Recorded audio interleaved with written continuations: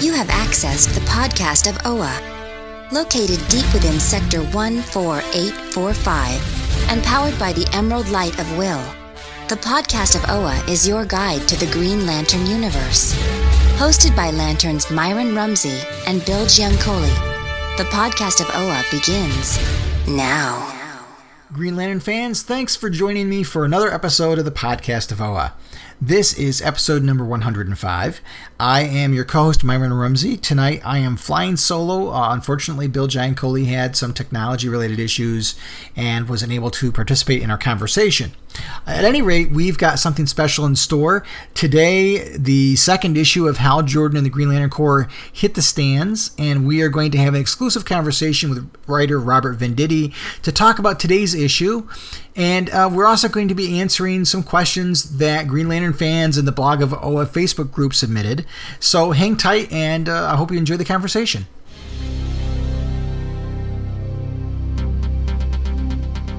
What up, dweebs? This is Guy Gardner. You're listening to the podcast of OA.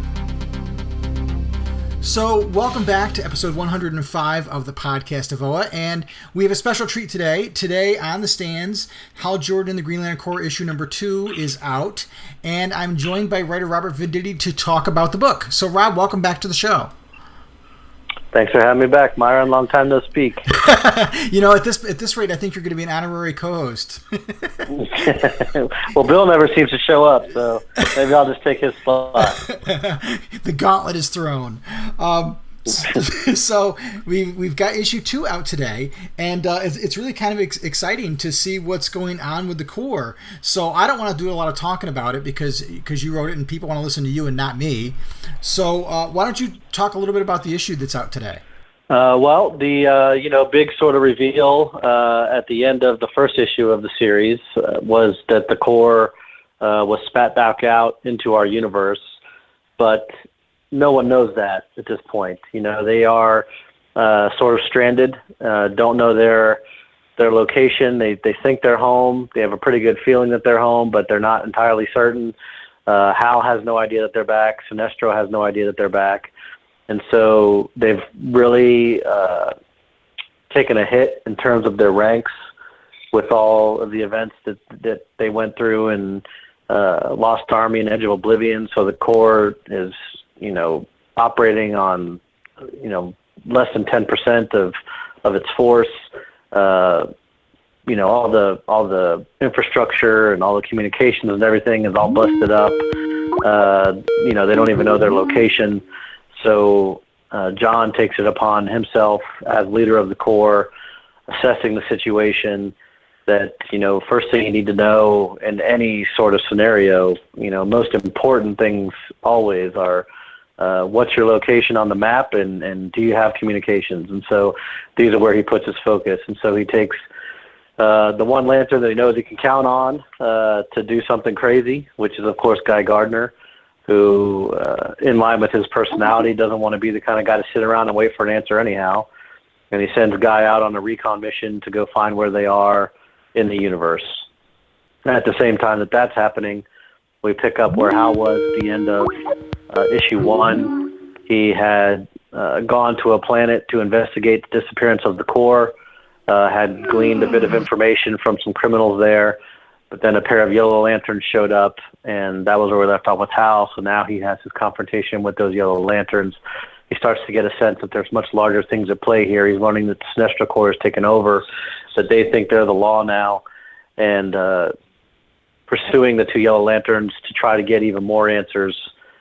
He winds up in a position where he's on another planet surrounded by a massive number of them, which is all a trap that has been set in place by Sinestro once he heard that Hal is not only out there, but also has reclaimed his mantle as Green Lantern. So, yeah, it looks like, at one point you mentioned through some of the dialogue that there are less than 400 Green Lanterns left, which leaves the Green Lanterns in a really severe disadvantage as they go against the Sinestro Corps. And I think when you and I talked before, we were talking about how this is almost a role reversal from Sinestro Corps, and the Green Lanterns are the insurgents, and you really get a feeling here that the Green Lanterns really have the odds stacked against them unlike any other way they've had them stacked against them before. They do, very much so. I mean, they are on Mogo.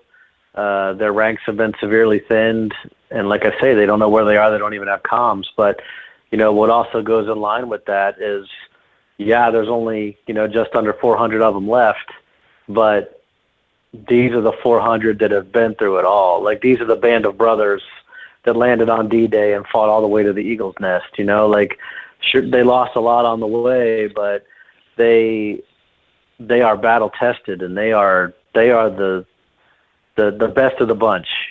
So he does have diminished ranks, but he's got a lot of good lanterns left.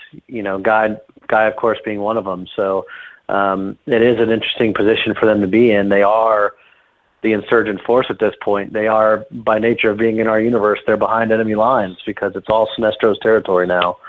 But that's not gonna let them, that's not gonna keep them from joining the fight. And I think especially when you have somebody, and what we're really going to try to highlight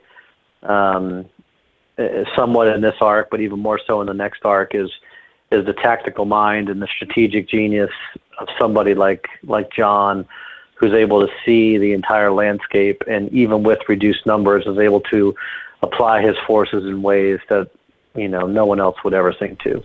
I think that's one thing that for longtime readers like myself, I really appreciate the fact that you've captured different voices for each character and done a really good job of juggling them. In this issue in particular, you see Hal, John, and Guy all play major roles, and they all have unique voices. And, I just love this scene where Guy is boxing, because that's exactly how you would picture Guy taking his frustrations out and trying to deal with the frustration of, I'm stuck here and I can't do anything, and almost feeling helpless.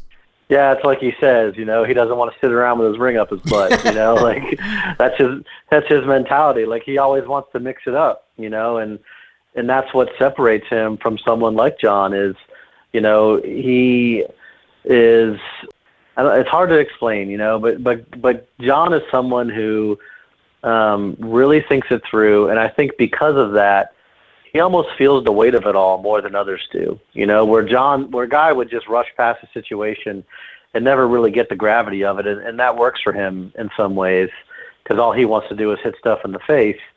John really thinks about it, and he has to think about, we don't have communications, and we don't know where we are, and we're down to less than 400 lanterns, and we've got a lot of wounded, and because he thinks about all those things and all the pieces of the puzzle, I think the weight of it is much heavier on him, and that's he wouldn't have it any other way. But I think that's something that separates their two personalities. Yeah, I think John is definitely, of the three, he's the one who wouldn't sleep well at night while this is going on, because he'd be trying to figure a way out, because he realizes the weight of this burden is on his shoulders, and he needs to find a way out, and he realizes that people are relying on him at this point. Yeah, and he wants that. He wants to be the leader. He trusts himself to be in that position, but that doesn't make it any easier on him, and I think that's really the heart of who he is as a character. And like when we talked last time, I spoke about how, we have the four big Earth Lanterns in this series with Hal, John, Guy, and Kyle, and it's really all about trying to build stories and plots for them that will allow them each to highlight what makes them so strong as lanterns. And I think as we get into issue 2, we start to see that. You see Hal in a fight against uneven numbers and doing it with his trademark cockiness. I don't do fear and all that. And you see Guy just antsy and unable to sit still, and he's just gotta do something, and he doesn't even want to think about it. He just wants to be in motion. And then you've got John, who really has to think about it and is thinking about it. And I think Rafa does a great job of really rendering the gravity of it all in John's expression, and just the scene where he and Guy are going against each other. And at the end, when John finally sends them off, like, John knows he's sending his buddy out into a really bad scenario, and, he wishes him luck. And Guy's just like, why do people call it luck? I'm good, and it just perfectly captures, John feeling the gravity of it, and Guy just not even caring. Like, he wants to be in motion, and he wants to go find a fight. John's afraid Guy's going to get in a fight, and Guy wants to go find one. And I think that is really a good summation of who those two characters are. I don't want to say John is afraid of getting in a fight, but he is careful to not get into a fight unless he needs to. Guy, he wants to fight, you know. I've often said that I think John is kind of the Batman of the Green Lantern Corps. He's yeah, that no, tactician, I think you know. Yeah, I think that's actually great. I mean, I've never thought about it in those terms myself, but I think that is a great way of describing it. You know, I think that John deserves to be a Lantern with that kind of Batman-like status. You know, he is that intelligent, and he does see all those pieces. And I would even say that in many ways, he's able to do things that Batman would never be able to do, because Batman, he knows the streets of Gotham, but he don't know space, you know? And so right. I would say that John's job is even harder, you know? Well, you mentioned Rafa Sandoval, and you know, one of the things I was going to point out is his facial expressions are really a strength in his art, because you do see the character behind the artwork. You know what I mean? Your script says one thing, and his pencils really reinforce what the emotion is in the script. I think that he really does a spectacular job when it comes to that. Yeah, or even more so when the script says one thing and the emotions say something else, right? Which is something that we all do, and Rafa's able to do that as well. And there's already been a few moments in these first two issues that I absolutely love, you know, and one of them is from issue 1 when Sinestro, you know, he's reclaimed his strength by absorbing the Parallax entity, and he's dispatching all the Yellow Lanterns, and him and Lissa are sending them into space, and Sinestro saying all is ordered at last, and then we shift to this shot of Saronic just scowling at her dad, and like just like, you know, fathers and children, like his child is the one thing that is not going to be in order for him right now, you know, and we start to get a better sense of that in the second issue as well, where we get actually one of my favorite scenes that I've written so far, which is their confrontation and her realizing that her father has played her, and him saying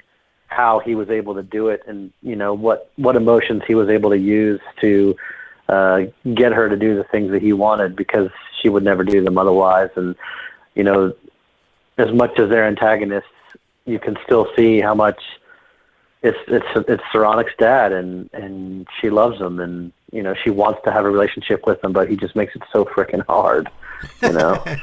Well, you know, that whole sequence I thought was really powerful, because you see her and him having this conversation, and he's basically used her, and you can see this whole feel of betrayal in her face, and then he finds out that Hal's back, and his reaction is priceless, and then she turns around and uses his own words against him, which I thought was great. She's no slouch, you know, like she's highly intelligent, and yes, he did use her, but he used her in his line of thinking.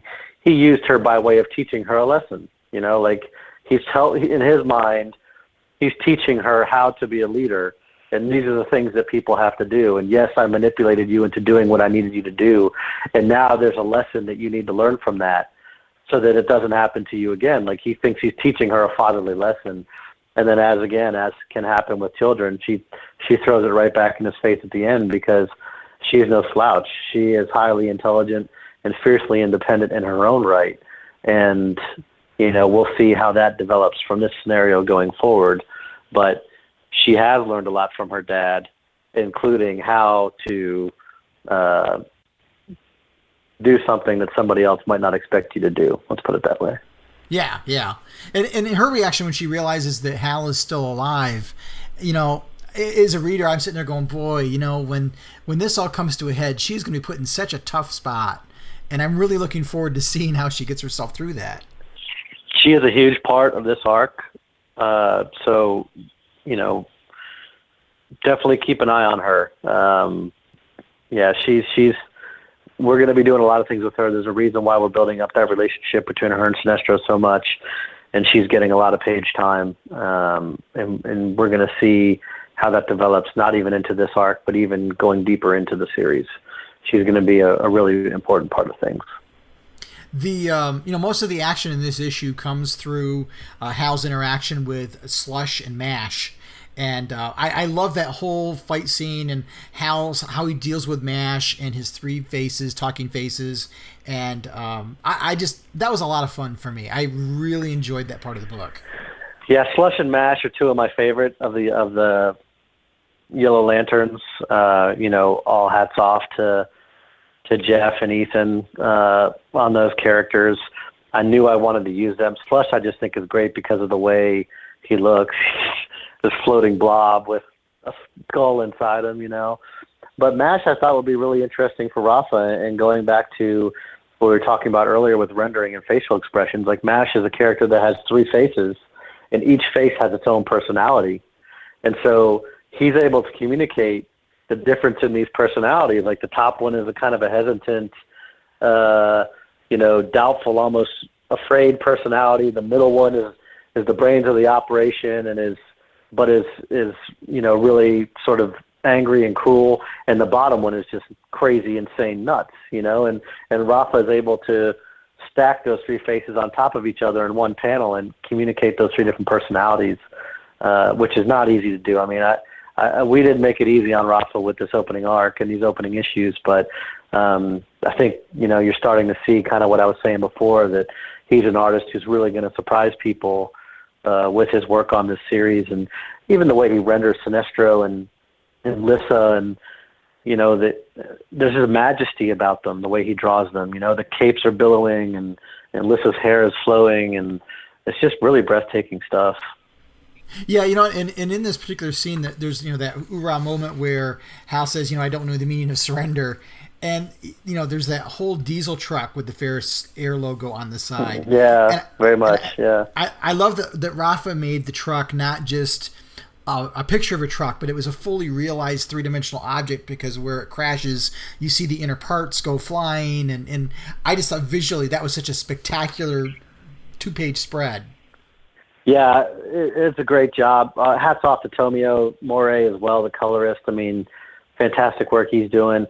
But, when they do the constructs, like something like that, I don't want to just have Hal make a truck. I want to have him make the first truck that would come to mind. And so the truck that he makes is a fuel truck that he would see on the runway for fueling planes of Ferris Air, And so that's, Rafa went ahead and drew that. And, to the extent that readers might notice that or might not, it's different than him drawing an 18-wheeler, which I don't think would be the first kind of truck he would think of necessarily, Right. And you talked about Tomeo and his coloring work. And I got to imagine a book like Green Lantern is daunting for a colorist, because there's so many bright colors. And here you've got to deal with different shades of green. And he really did a fantastic job of making it look like something that's three-dimensional and real. It isn't all one color. It isn't neon green. It's just a beautiful piece of artwork between the two of them. Yeah. He there's definitely a lot that goes into it. It's got to be one of the hardest gigs in comics to be a colorist on a Green Lantern book, but he's doing a phenomenal job, and Jason Wright as well. I mean, we've only seen the Rebirth issue from Ethan and Jason so far, but I've seen 2 additional issues from them, and it's beautiful stuff, just like the Rebirth issue was. So, people are going to be excited when they see what we do with that as well. I think, after reading these first few issues and seeing Ethan's work and seeing Rafa's work and the colorist's work, I think this book has really been blessed with a ridiculous amount of beneficial treasures in these artists, because they really are fantastic. Yeah, I'm super happy. Like I said before, I'm on the book I want to be on with the team I want to be working with. And that always isn't the case in comics. That isn't always the case in comics. A lot of times you end up on projects, and, not every project is a dream project, I guess I would say. You know what I mean? Right. Not to say you don't want to do them or you hate them or whatever, but, you go your whole career and maybe not ever work with certain people that you want to work with kind of on your wish list because schedules don't line up and things like that. But I've been very fortunate with a lot of the projects I've worked on to work with really high-class talent beginning to end. And for a Green Lantern book, I really can't imagine a better group to be doing what we're doing on the scale that we're doing and the type of stories that we're doing with these, universe universe at stake and, interplanetary battles, all these alien races and things. It's just, you've got on one hand Ethan Van Sciver, who co-created a vast majority of it and knows it all intimately, and his enthusiasm is just apparent when he draws. And on the other hand, you've got Rafa, who I think is a real fresh new talent, who is able to capture a lot of these things and render them in just an extraordinary way. Yeah, I agree. And I don't know. I love this particular issue. I like how you used Hal's impulsiveness. He goes chasing after Slush and Mash and winds up in the thick of it. And that's exactly what we would expect Hal to do. He's going to go headlong. He doesn't even anticipate the idea that there's somebody there waiting to pile on him, and he's going to have all of Sinister's forces dogpiling on him. Yeah, I mean, he's got his first clue. He's stumbled upon his first clue, and when the two Yellow Lanterns take off, they're leaving with his clue. So he's got to go get it. I mean, his mission is to get the core back, and so he chases right after and gets himself in a bit of a jackpot, and we'll see how that plays out next issue. So, when we talked before, you were talking about how, there are A plots and B plots and they shift and transition. So it looks like we're going to see a lot of Guy, at least for the short term, because he's got, 24 hours according to what John's orders are, if he follows orders. a lot of ifs in there for sure. Yeah, there's a lot of ifs. But it looks like, he's going to get a little bit more face time just because we need to find out what he's doing. Or maybe not. Maybe he'll just come back in pieces. We don't know. Well, know, but I do know. Yes. I would say this first arc is very much a Hal Guy arc with John in it as well. The next arc is going to be more of a Hal John arc with Guy in it. So I think that again, the structure of the series will become more apparent as we get into more issues. But Guy is going to be heavily featured throughout the story because I think that's what the story called for. And in order to make this story different and unique, I plotted it in such a way that that Hal and Guy really ended up sort of being the focus and in the particular roles that they play. And, I would say, Hal, when I think of Hal, he's brave, beyond measure. And he's always going to be the one who wants to go to war at the expense of anybody else, because if somebody's going to get hurt, it's going to be him. We're very much going to see that from him in this arc.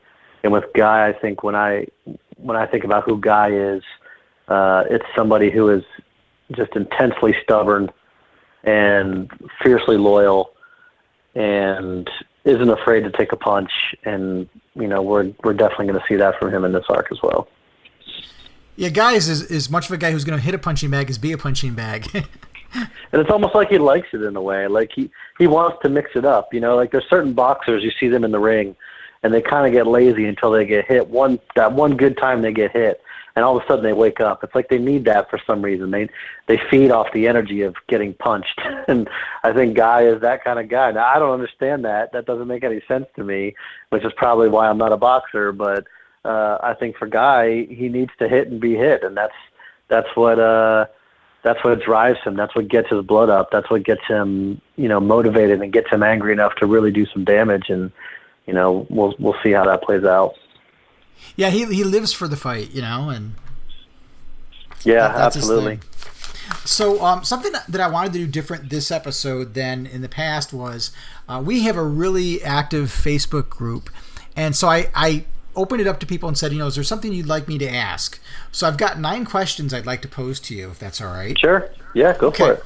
So the first question is about Hal's new ring. And we saw in the Rebirth issue Hal forging his own ring. And one of the questions that came up was what did he make it out of? He made the wing. He made the wing. I'm going to answer this one like Elmer Fudd. He made the ring from his own will. The ring is actually wrought from his own willpower. You gotta say ring is wrought 5 times fast. Yeah, exactly. Yeah. So it's basically a chunk of his will that he fashioned it out of. Very much so. Yeah. Yep. Was there any significance to Sector 563 being where he forged the ring? Not really. I mean, there's a reason why I picked it, but it's not any. There's no lasting significance to that. I will say, however, that doesn't mean we aren't going to come back to that sector at some point. So stay tuned for that. And does the new ring have anything distinctive property-wise? Any distinctive qualities? I know we saw Hal have that moment in the first issue where he sensed fear, and he could sense that spike in the emotional spectrum. I tie that more to Krona's Gauntlet than the ring, but is there anything new about this ring that makes it different from everybody else's rings?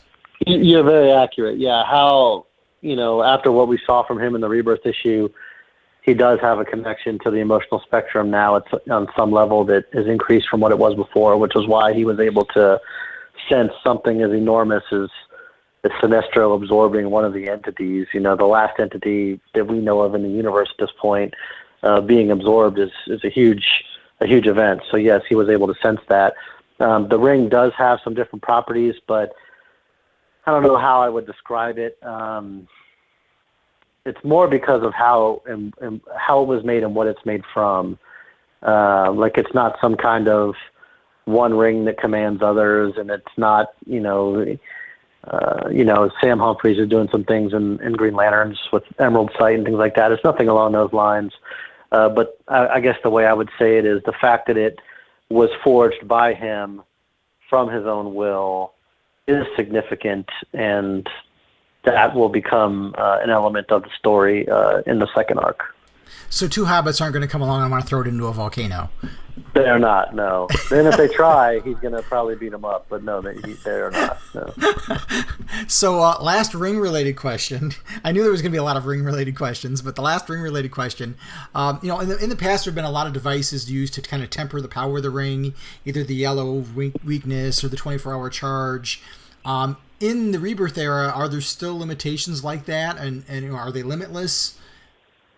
There are limitations on the rings, yeah. I mean, I think that's what really makes a hero a hero. If they don't have limitations and they don't have obstacles to overcome, then, there's no drama. So there are limitations on the ring, and I think we're already seeing some of that just from the state of where the Green Lantern Corps is coming out into our universe. They don't.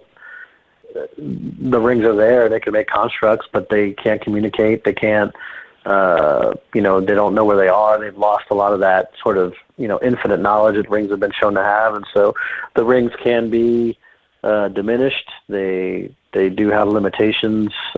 There are things that they succeed at, and there are things that other rings are more powerful at doing. And so, we'll see that again as we develop the series more as well.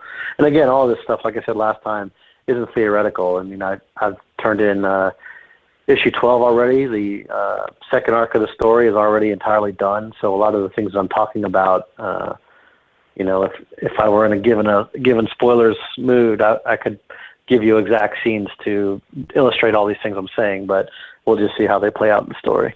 That's right. I don't want to get anybody in trouble. Yeah. So we talked before. We know that Kyle is coming down the road. One of the characters that I was asked about is Jade, Alan Scott's daughter. Sure, yeah. Anything on the horizon that you might do with Jade, or is she kind of off the table for now? Off the table for now. I will say that is a name that has been discussed in the halls of DC. So I do know some things there, but nothing that I'll be doing in my series particularly. Okay, all right, good enough. And one of the questions that we got was about Darla and Virgo and Trapper, and was there any particular inspiration that you drew from that led to their creation?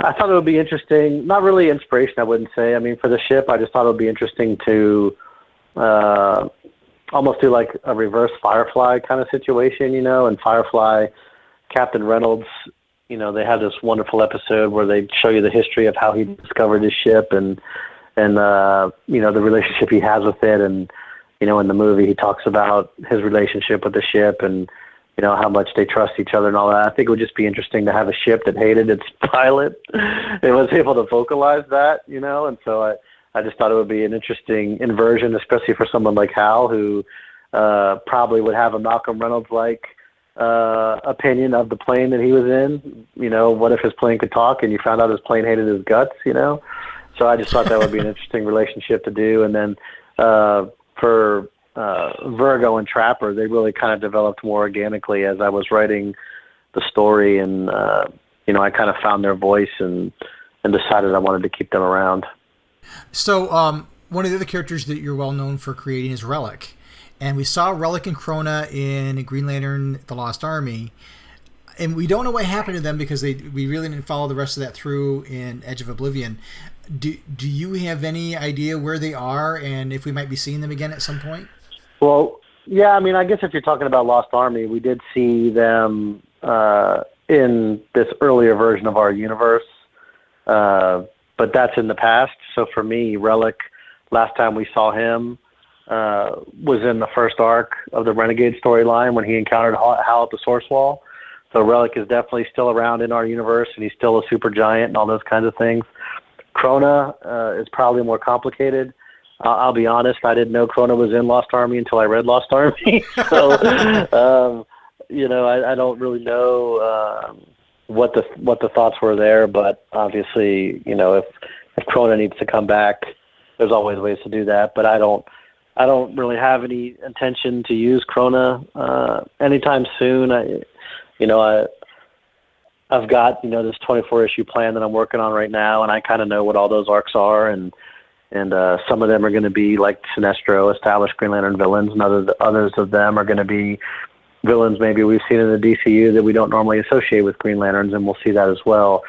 So, Krona obviously can always come back. He's a genius scientist and is hugely capable, but it's not something that I'll be doing anytime in the near future, Okay. And I would also say that I don't really have any plans to use Relic again anytime either as well. I feel like I did Relic a lot. He was never supposed to make it beyond Lights Out. He was supposed to be in the Source Wall, but DC really liked the character and they wanted to bring him back. And so when we had Black Hand raise the Source Wall and in the Godhead storyline, Relic was one of the characters that was freed in that issue, and so he's back on the table now. But I kind of feel like I've written a lot with Relic, and I don't really plan on going back anytime soon. I feel the same way about Black Hand. Krona is a character that's obviously been done a lot, and so that's not to say that we won't hang up this phone and I won't have an awesome Krona, Black Hand, Relic super villain team idea, but as of right now, no plans to use those characters. Now, you mentioned Godhead. One of my questions relates directly to Godhead. At the end of Godhead, there was this giant hand that came out of the Source Wall, and people want to know, what was that giant hand? I know the answer to that, but I probably shouldn't say because it may be something that they want to come back to at some point. Okay. You know what I mean? Fair enough. It was something we were going to pick up the thread and run with, but it was kind of a fluid landscape there towards the end of the New 52, and so it's a thread that could still get pulled on at some point. So, like I say, I know the answers, but probably shouldn't say. Okay, fair enough. Now we've seen Arkillo. And the last time we saw Arkillo, he was on Earth with St. Walker as a partner for the Yellow Lantern Corps. So we've seen Arkillo back with the Sinestro Corps. Is St. Walker still around with the Sinestro Corps, or is he somewhere else? Or I'm assuming at some point we're going to see him again because he's too popular of a character to leave off the table. Yeah, he's one of my absolute very favorite characters. Not even just in Green Lantern mythology, but in comics. I love St. Walker, and so. Yes, we will definitely see him again. Now, as far as him still being on Earth or anything like that, we'll find out where he is when we see him. But a lot of this, some of these things, I think we talked about this last time. I started working on my story in January, and I was turning in scripts all the way back in January. And so a lot of stuff was already written and in motion before St. Walker and Arkillo were ever on Earth together, if you know what I'm trying to say. Right. Timing is everything. Yeah. So Arkillo's back with the Sinestro Corps now. St. Walker, in my estimation, isn't on Earth, but that doesn't mean somebody's not going to put him on Earth. But when he shows up in my series, we'll learn, we'll see what he's up to now and what he's doing. So we saw in the pages so far, we saw Ganthet and Sade, which fans rejoiced over seeing Ganthet and Sade. The other new Guardians, the ones that were, that were traveling with Kyle there for a while.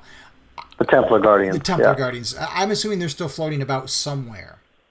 Yeah, that's true. They are floating about somewhere, yes.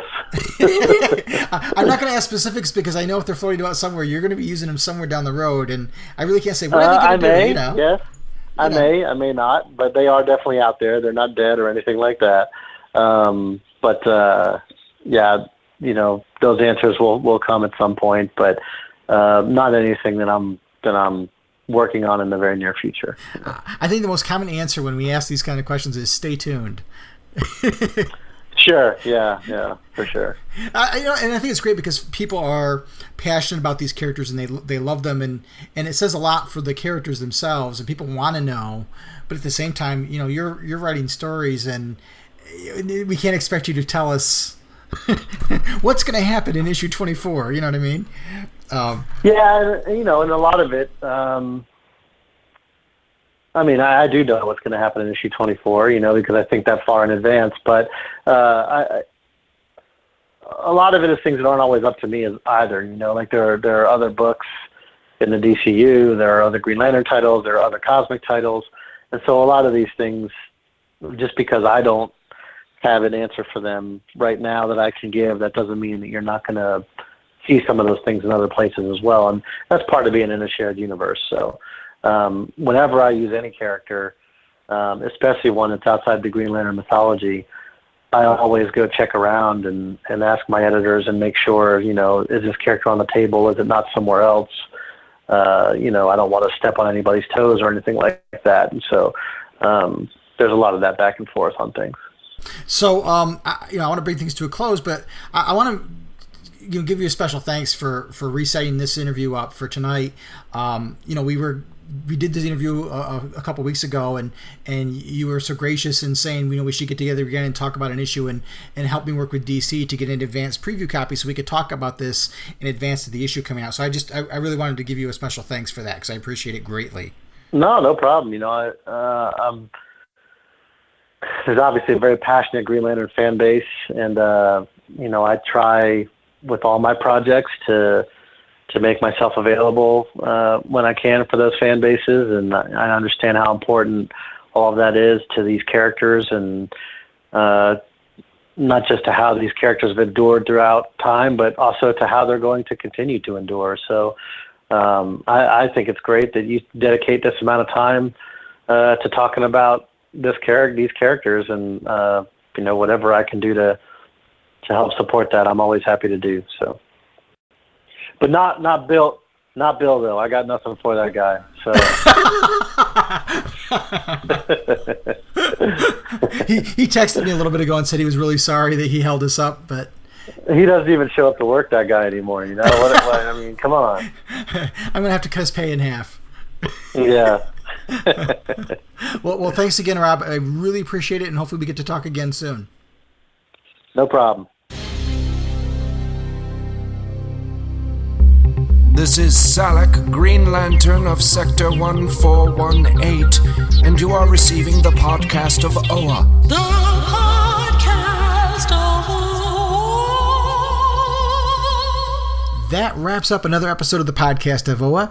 We hope you've enjoyed our exclusive conversation with Robert Venditti. And again, a big shout out to Rob and the folks at DC Comics for helping arrange this interview and to time it with the release of Hal Jordan, the Green Lantern Corps issue number 2. Bill and I will be back very soon to talk about the Rebirth issue and the first 2 issues of this particular series. So stay tuned for more Green Lantern conversation from the podcast of Oa. So until next time, keep your power ring charged and make every day your brightest day. Take care now. The podcast of Oa is the official podcast of the blog of Oa and a proud member of the Comics Podcast Network. Share your comments and questions by calling the show's voicemail line at 406-POD-OA. That's 406-763-6362. And Skype users can leave a voicemail on the show's account, Blog of Oa. Emails can be sent to greenlantern@stny.rr.com. And you can also find the blog of OA and the podcast of OA on Facebook and Google+. Green Lantern and other related characters are the copyrighted property of DC Comics Incorporated and are used without permission. The blog of OA and the podcast of OA are fan productions and do not claim any ownership over the Green Lantern or any other copyrighted properties.